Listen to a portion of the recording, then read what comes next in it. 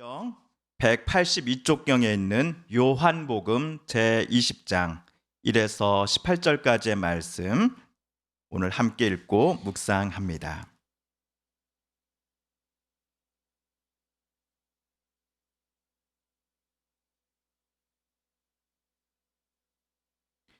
저희 여러분 한 절씩 마지막 절은 한 목소리로 함께 봉독하겠습니다. 먼저 1절 말씀입니다.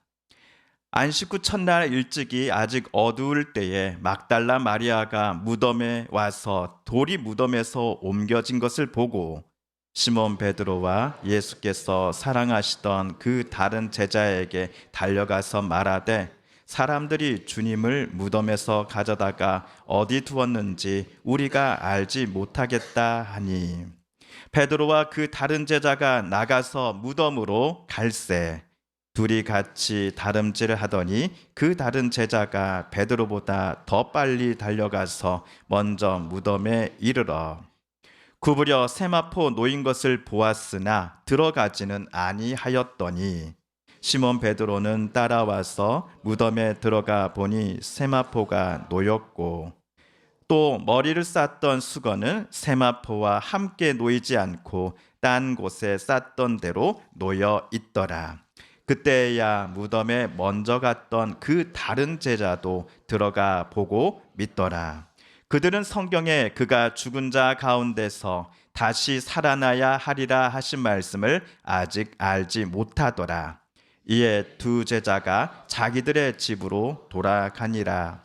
마리아는 무덤 밖에 서서 울고 있더니 울면서 구부려 무덤 안을 들여다보니 흰옷 입은 두 천사가 예수의 시체에 누웠던 곳에 하나는 머리편에 하나는 발편에 앉았더라.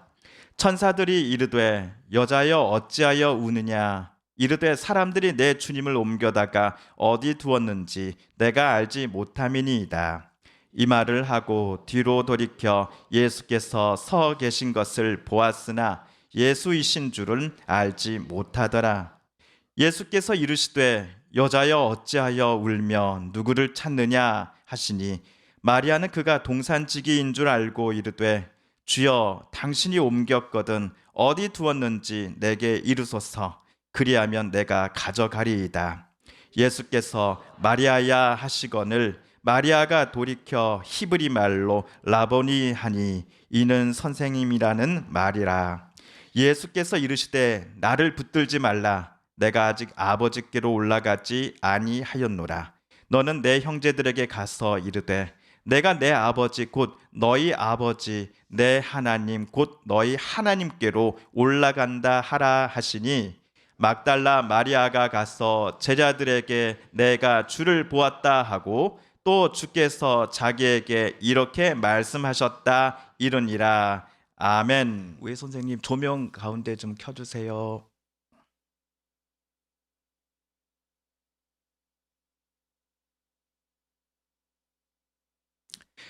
오늘 우리가 읽은 성경 본문의 초반부에서는 크게 세 명의 인물이 등장합니다. 제일 먼저는 막달라 마리아이지요. 그리고 나머지 두 사람은 2절에 따르면 시몬 베드로 그리고 마지막으로 예수님께서 사랑하시던 그 다른 제자입니다. 최후의 만찬 때에 예수님 품에 안겨 있었던 제자와 동일 인물입니다. 많은 학자들은 예수께서 사랑하시는 제자가 요한복음을 쓴 제자 요한일 것이다 라고 추측합니다. 그렇다면 막달라 마리아에 대해서는 성경이 무엇이라고 말하고 있을까요? 누가복음 8장을 보시면은 막달라 마리아라고 하는 여인을 누가복음은 이렇게 소개를 하고 있습니다. 함께 읽어볼까요? 시작. 또한 악기를 쫓아내심과 병 고침을 받은 어떤 여자들 곧 7 귀신이 나간 자 막달라이니라 하는 마리아와 헤롯의 청지기 구사의 아내 요한나와 수산나와 다른 여러 여자가 함께하여 자기들의 소유로 그들을 섬기더라. 이 구절 때문에 주석가들은 막달라 마리아가 당시에 재력가였을 것이다 라고 추적을 합니다. 그녀는 유대인이었겠죠. 빌라도 법정 앞에서 수많은 유대인들이 예수님을 십자가에 못 박으라라고 소리쳤습니다. 이에 반해 막달라 마리아는 유대인이요 제력가임에도 예수님을 존경하고 예수님과 그의 제자들을 오랫동안 섬겨왔습니다. 예를 들어 100명의 사람들이 모인 곳에서 99명이 아니요 라고 말할 때에 그 중에 딱 한 명만이 예 라고 대답하는 상황을 상상해 보십시오. 게다가 막달라 마리아가 경외하고 섬겨왔던 예수님은 로마 법정에서는 정치범이요 예루살렘 성전의 종교 법정에서는 신성 모독을 저지른 자로서 사형 판결을 받아 십자가에 달려 죽지 않았습니까? 그러니 예수님을 향한 그녀의 믿음이 얼마나 컸는지를 다시금 우리는 느낄 수 있습니다. 예수님께서 겟세마네에서 체포되어 제사장의 뜰 안으로 끌려가셨을 때에 예수님의 수제자인 베드로는 3번씩이나 예수님을 부인했습니다. 제사장의 귀에 예수의 제자 중 한 명이 예수님과 같은 곳에 있다라는 것이 들어간다면 베드로도 붙잡혀서 예수님과 똑같은 처형을 받게 될 것이다라는 두려움 때문이었습니다. 나머지 제자들도 마찬가지였습니다. 그들은 가장 가까이에서 예수님을 3년 가까이 따라다녔습니다. 하지만 예수님이 체포되시자 그들은 모두 도망쳤습니다. 반면 막달라 마리아는 예수께서 살아 계실 때나 죽으신 때나 상관없이 늘 예수님을 하나님의 아들이요 그리스도로 고백하며 주님을 경외하고 섬겼습니다. 그리고 예수께서 십자가 처형을 받아 죽으신 금요일이 지나서 찾아온 첫 번째 일요일 아침, 그녀는 예수님의 무덤 앞으로 나아갔습니다. 예수님의 시신에 향유를 붓기 위해서였습니다. 예수님의 시신이 안치된 무덤의 주변 분위기는 살벌했습니다. 대제사장과 바리새인들이 빌라도의 허락을 받고 고용한 경비병들이 무덤을 둘러싸고 있었습니다. 당시 종교 지도자들은 예수의 부활이 혹시 정말 일어나는 것 아니야 라고 걱정하고 있었기 때문이었습니다. 예수님의 시신이 안치된 무덤을 로마 총독부와 예루살렘 성전 지도자들이 매우 예민하게 바라보고 있다라는 분위기를 막달라 마리아도 잘 알고 있었을 것입니다. 이에 아랑곳하지 않고 막달라 마리아는 일요일 아침 일찍이 예수님의 시신에 향유를 붓기 위해 나아갔습니다. 이것 때문에 정치, 종교 지도자들이 그녀에게 온갖 불이익과 또 박해를 가할지도 모르는데도 말입니다. 미국의 유명한 기독교 작가이자 강연가인 레베카 피퍼시라는 사람은 그녀의 책에다가 이렇게 쓴 바 있습니다. 무엇이든지 우리를 지배하는 것이 실제로 우리의 신이다. 권력을 추구하는 사람은 권력에 지배당하고 인정받으려는 사람은 자신의 비위를 맞추려는 사람에게 지배당한다. 그러니 우리를 지배하는 것들이 우리 삶의 주인이다. 레베카 피퍼시 말하는 바에 따르면 오늘 본문에 등장하는 막달라 마리아의 주인은 누구입니까? 예수님이 아니십니까? 앞에서 말씀드린 것처럼 그녀는 부유한 사람이었습니다. 예수님 당시 그 비싼 향유를 예루살렘에서 소유할 수 있는 사람은 몇 안 되었을 것입니다. 그 몇 안 되는 사람 중에 한 명이 오늘 막달라 마리아입니다.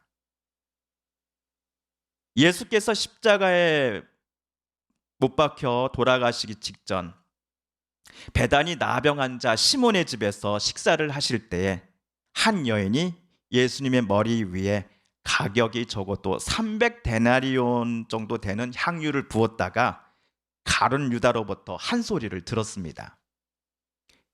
1데나리온은 당시 일용직 노동자의 품삯입니다. 한 달을 30일로 계산하고 여기에 곱하기 10개월을 하면은 300일이 되겠지요. 우리나라 2024년도 최저임금이 올해 얼마인지 아십니까, 여러분? 최저임금이 9,860원입니다. 근로시간 40시간 기준 월급이 환산해 보면 총 206만 740만 원, 740원입니다. 자, 그러면 한 달 월급에 10개월을 곱하면 대략 2,600만 7,400원 정도가 나온다는 것이죠. 이 돈이면요, 2024년도식 뉴 아반떼 중급 모델의 가격과 비슷합니다. 이것이 그 당시 300데나리온의 값이요, 향유의 값입니다. 이러니 가룟 유다가 소리칠 만도 했습니다. 그래서 막달라 마리아의 주인도 그녀가 갖고 있었던 재력일 가능성이 꽤 높았습니다. 재력이 있으니 그녀에게 아첨하는 사람들이 몰려들었겠지요. 사기꾼도 은근슬쩍 둘러붙었을 것입니다. 예를 들어 그녀가 죽어! 라고 소리치면 죽는 신용까지 하는 사람도 분명 있었을 것입니다. 돈은 그야말로 권력과 명예를 그녀에게 모두 다 허락해 주는 듯 보였을 것입니다. 하지만 오늘 막달라 마리아는 재산이 금고에 차고 넘치는 돈이 그녀의 주인임을 허락하지 않았습니다. 그녀를 통치하시는 왕은 예수님 뿐이셨습니다. 그래서 오늘 막달라 마리아는 돌아가신 예수님의 시신에 그 비싼 향유를 붓는 것을 전혀 아까워하지 않았습니다. 예수님을 향한 존경과 경외심을 표현하기 위해서라면 향유보다도 더 값진 것이 그녀에게 있었다고 한다면 마리아는 오늘 예수님의 시신 앞에 그것을 가져왔을 것이다라고 저는 생각합니다. 그런데 이와 같은 막달라 마리아마저도 예수님의 말씀을 믿지 못한 것이 딱 하나 있었습니다. 그 말씀이란 예수님께서 죽었다가 다시 살아나신다라고 하는 부활의 약속에 관한 것이었습니다. 마리아도 예수님의 부활을 믿지 않았습니다.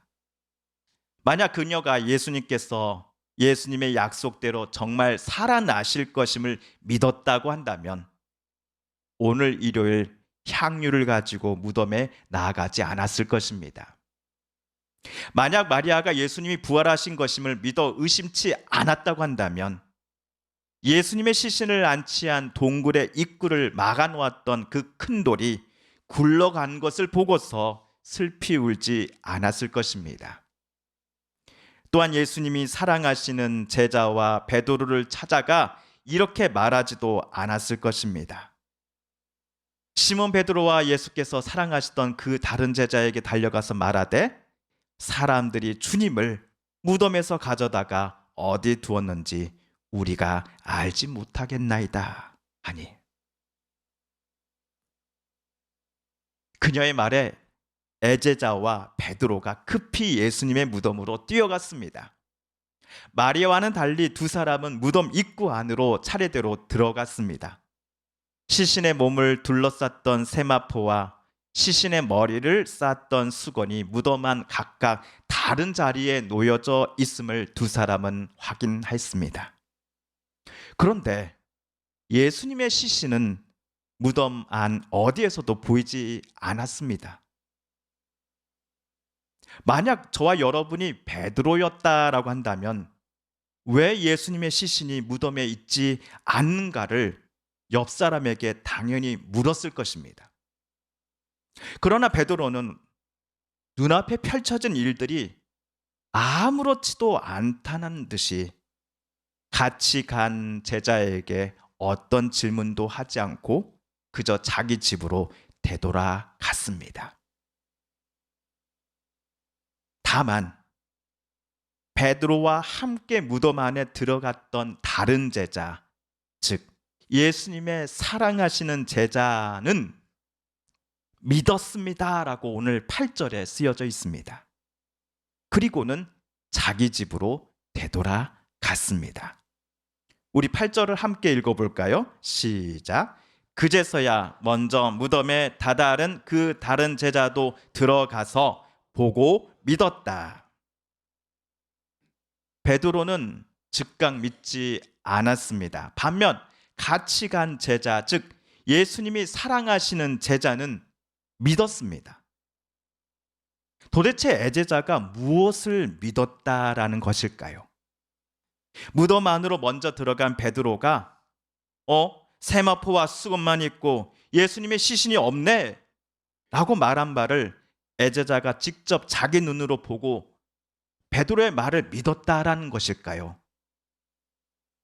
이것이 아니라면 그가 오늘 무덤 안을 둘러보고서 믿었다라는 것이 도대체 무엇이란 말입니까?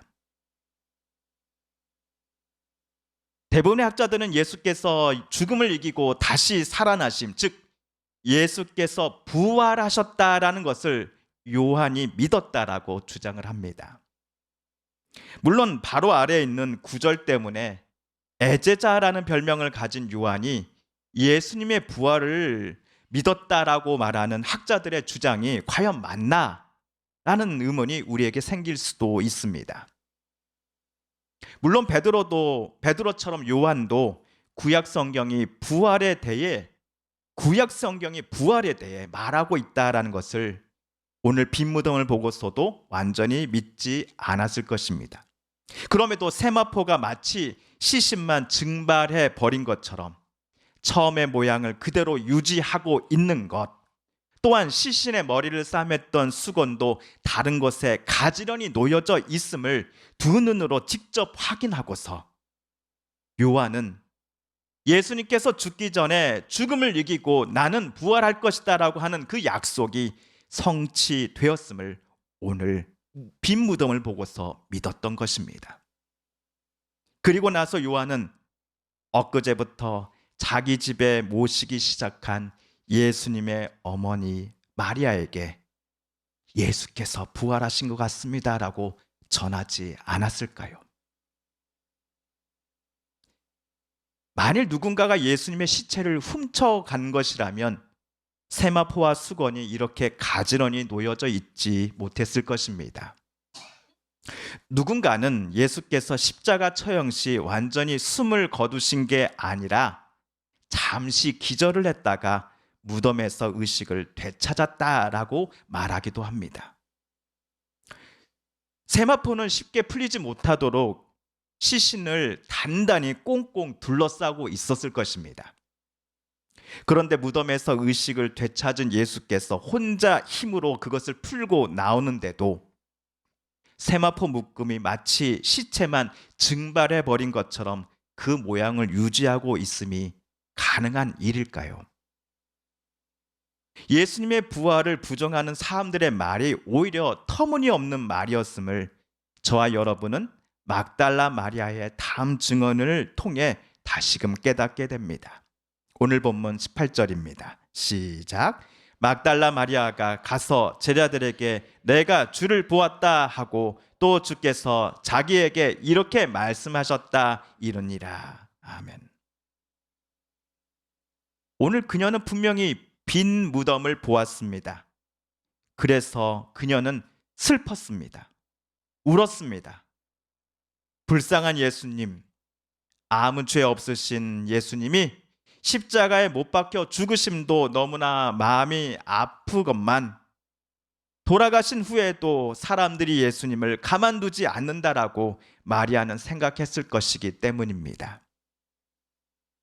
하지만 시신이 있어야 할 무덤이 비어 있다는 것 때문에 슬픔이 가득했던 마리아의 마음이 잠시 후 희망과 소망이 샘솟고 있다는 것을 우리는 보게 됩니다.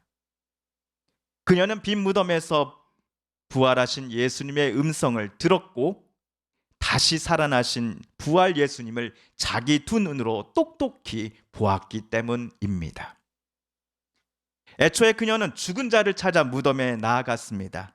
하지만 그녀는 이렇게 외치며 집으로 되돌아갔습니다. 내가 주를 보았다. 다시 살아나신 부활 예수님을 그녀는 만났기 때문이었습니다. 부활의 주님은 저와 여러분을 만나 주셨고 오늘도 우리와 늘 함께 하십니다.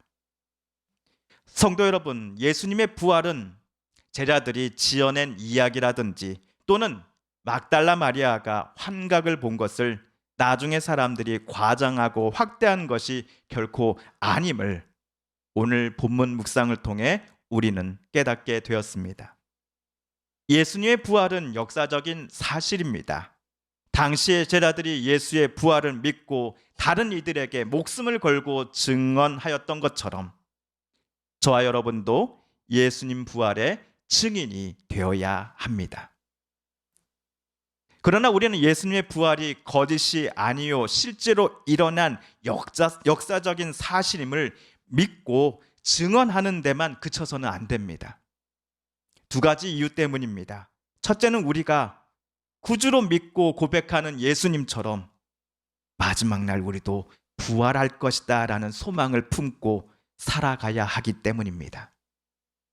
그리고 두 번째 이유는 우리의 숨이 다하는 그날까지 저와 여러분은 부활하신 예수님의 사람으로서 살아야 하기 때문입니다. 고린도전서에 바울은 이렇게 말하였습니다. 시작. 우리 주 예수 그리스도로 말미암아 우리에게 승리를 주시는 하나님께 감사하노니 그러므로 내 사랑하는 형제들아 견실하며 흔들리지 말고 항상 주의 일에 더욱 힘쓰는 자들이 되라. 이는 너희 수고가 주 안에서 헛되지 않은 줄 알미라. 아멘. 마지막 날 우리 또한 예수님처럼 부활할 것이다 라고 하는 약속과 소망은 지금 우리의 삶을 그리스도를 닮아가도록 움직여 나아갈 것입니다. 죽음으로부터 생명의 자리로 하나님께서 당신의 아들을 구원해 주셨듯이 지금 갖가지 힘듦과 고통, 슬픔과 괴로움들 속에 가슴 아파하고 죽을 듯이 외로움으로 내몰리는 우리들을 하나님 아버지께서는 건져내 주실 것이기 때문입니다. 또한 우리들의 살아감의 초점이 하나님을 향해 늘 있으며 부활의 주님으로 충만하며 성령의 인도하심을 받고 살아가기에 저와 여러분은 점점 예수님을 닮아가며 살아가게 될 것입니다. 부활의 주님을 믿는 이들은 진심으로 하나님을 사랑하고 하나님의 뜻에 죽기까지 순종하셨으며 또한 사람들을 사랑하고 섬기셨던 예수님을 본받아야 하기 때문입니다. 사랑하는 성도 여러분, 예수님의 부활을 믿으십니까? 예, 우리는 부활신앙을 고백하는 사람들입니다. 그러므로 이 땅에 사는 동안 부활 소망을 늘 우리도 품으며 하루하루를 하나님이 주신 힘과 용기, 지혜로서 하나님의 것으로 품어내는 저와 여러분, 부활의 진정한 증인이 되게 해달라고 부활절 아침 저와 함께 다짐해 보시지 않으시겠습니까? 함께 기도하겠습니다.